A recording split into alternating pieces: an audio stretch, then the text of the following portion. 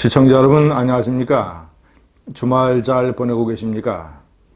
조국 전 민정수석에 이어서 문재인 대통령의 핵심 참모들이 잇따라 죽창가를 소리 높여 외치고 있습니다. 청와대의 핵심 안보 브레인 최종건 평화기획비서관. 시청자 여러분, 문재인의 참모들 중에서 여러분들이 잘 아는 사람들은 정의용 국가안보실장, 김상조 정책실장, 법무장관으로 내정된 조국 전 민정수석, 양정철 더불어민주당 민주연구원장, 그리고 문재인 각종 쇼를 연출 기획하는 탁현민, 그리고 문재인의 어설픈 연설문을 써주고 있는 신동호 연설문 비서관, 이런 사람들 정도일 겁니다. 그런데 그늘에서 사람들의 시선이 미치지 않는 곳에서 문재인의 각종 대북 안보 정책에 핵심적인 브레인 역할을 하는 사람이 최종건 평화기획비서관입니다. 제가 옆에 설명을 해놓은 대로 첫 번째, 이 사람은 지난 대통령 선거 때 문재인 대선 캠프에서 핵심 역할을 맡았습니다.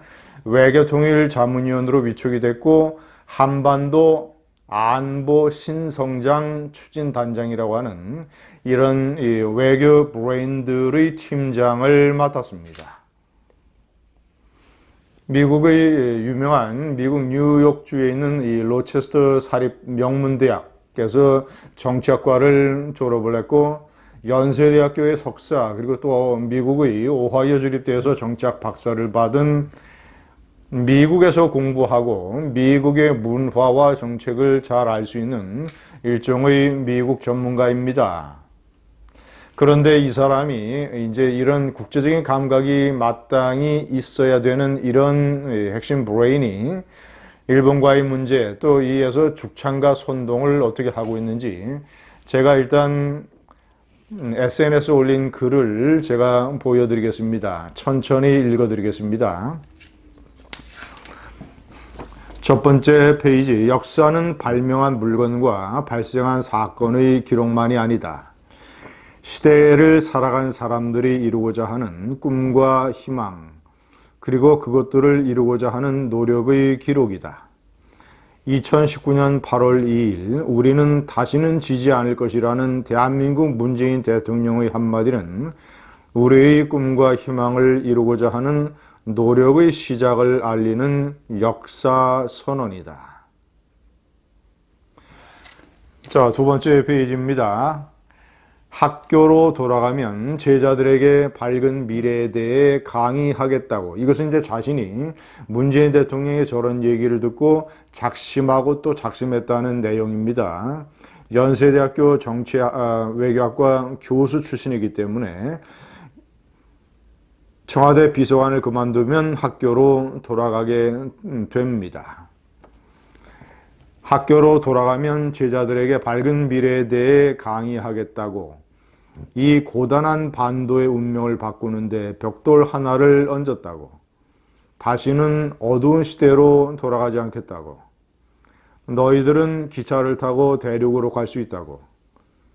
더 이상 전쟁을 걱정하기보다 평화가 번영으로 이어지는 복지를 누릴 수 있는 시대가 되었다고. 온전한 일상이 보장되는 평화를 누리면서 북한은 물론 이웃 국가의 또래들과 같이 성장할 수 있다고. 시청자 여러분, 이거 전부 다 거짓말입니다. 아니, 밝은 미래, 고단한 반도의 운명을 바꿨다고요? 다시는 어두운 시대로 돌아가지 않겠다고요? 지금 다시 어두운 시대로 돌아가고 있습니다. 문재인 때문에. 기차를 타고 대륙으로 가고 전쟁보다는 평화가 번영으로, 이거 전부 이 남북의 현 상황을 학생들에게 호도하는 겁니다. 실질적으로는 미북 대화가 난관에 빠져 있고 북한의 비핵화는 요원한 일이 됐고 북한이 핵미사일을 빵빵 쏴대는데 무슨 평화 번영이 어떻고, 북한은 물론 이웃 국가의 또래들과 같이 성장할 수 있다. 지금 가장 중요한 이웃나라 일본과의 관계를 파탄에 빠뜨리면서 그 전 페이지에서 얘기했던 우리는 다시는 지지 않을 것이라는 문재인 대통령의 한마디는 역사 선언이다. 시청자 여러분, 어떻게 느끼셨습니까?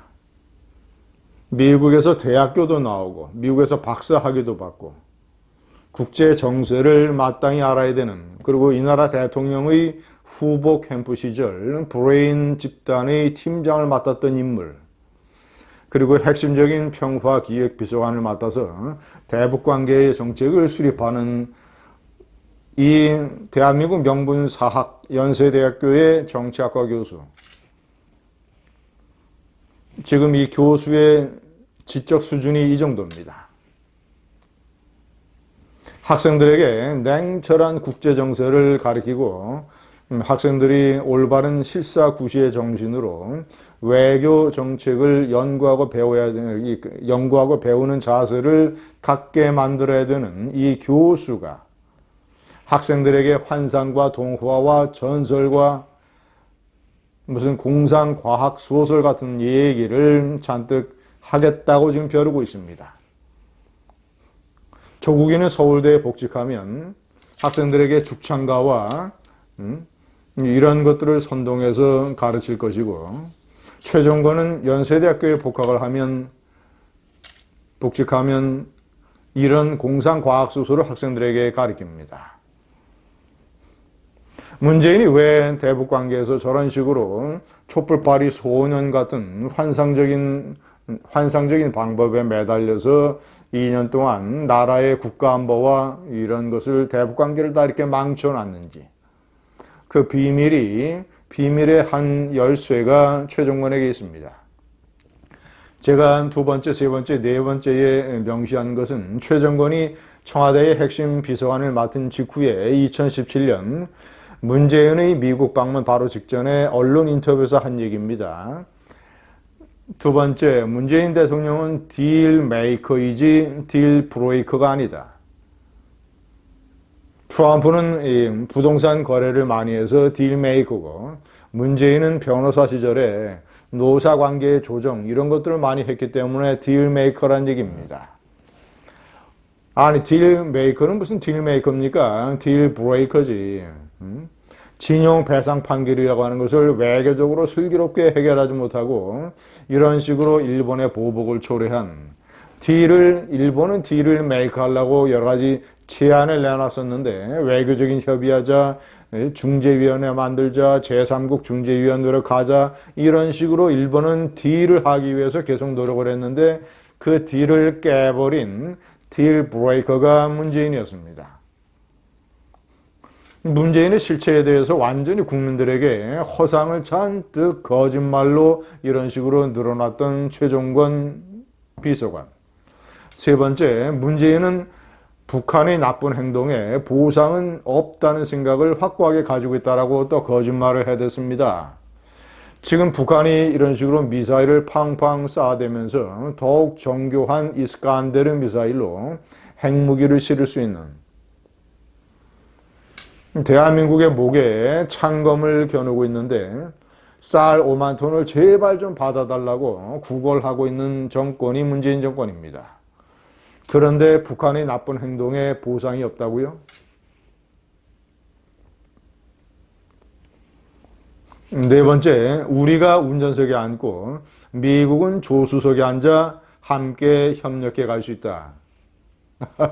이런 일종의 망상을 일찍이 우리가 운전석에 앉고 미국은 조수석에 앉는다고 얘기해놨습니다. 지금 문재인은 차에서 쫓겨나서 길바닥에 서 있습니다. 먼 길을 걸어서 가게 되어 있습니다. 운전석은 트럼프 대통령이 차지해서 마음대로 지금 하고 있습니다. 물론 제대로 옳은 방향의 길을 제대로 운전해 갈지는 모르겠습니다만, 어쨌거나 운전석은 완전히 트럼프에게 가 있고 문재인은 차 트렁크에도 타지 못하고 쫓겨나서 길을 터벅터벅 걷고 있습니다. 시청자 여러분, 문재인의 주변의 핵심 브레인들은 대부분 공통점이 이 일종의 감성팔이 환상론에 빠져 있다는 것입니다. 조국, 그리고 리비아에서 납치된 무슨 우리 한국 국민의 안전을 위한 정보라면 사막의 침묵에도 귀를 기울이겠다고 이런 문학 청소년 같은 이런 동화 같은 시를 성명으로 발표했던 김우겸 전 수석 대변인, 그리고 문재인의 각종 감성팔이 연설을 주고 있는 전대협 간부 출신, 시인 출신의 신동호 연설문 비서관, 각종 감성팔이 연출로 문재인 쇼 정권을 이끌고 있는 탁현민, 친구를 보면 그 사람을 알 수 있다고 했습니다. 핵심 브레인을 보면 대통령을 알 수 있습니다. 감사합니다.